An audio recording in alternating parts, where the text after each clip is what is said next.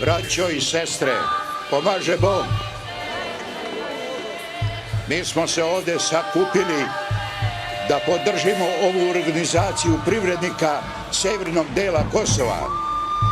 Bez privrede, bez rada nema ni leba ni sleba. A ujedno, podržavajući privrednike, podržavamo svakog radnika svojem radnom mestu, svakog seljaka u njivi ili vadi, podržavamo svoja ognjišta i hoćemo da poručimo da odavde, sa ove svete srpske zemlje nema nića, nema odlaska Srba.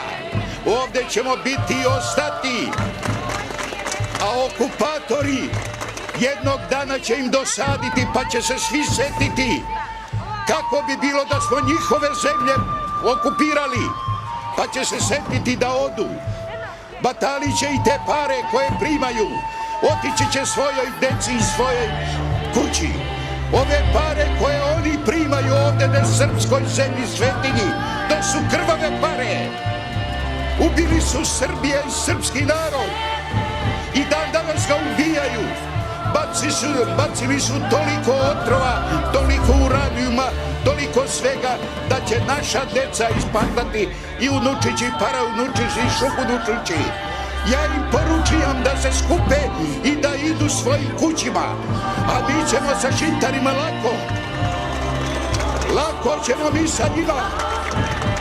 Oni će morati da slušaju komšilačke odnose ovde kao i uvek što smo živeli jedan pored drugoga, a nikakvu njihovu vlast nećemo priznati.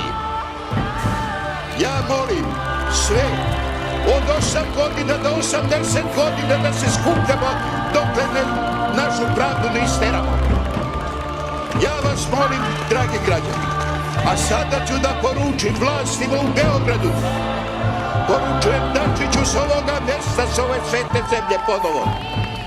Gospodine Dačiću, Kosovo nije oteto.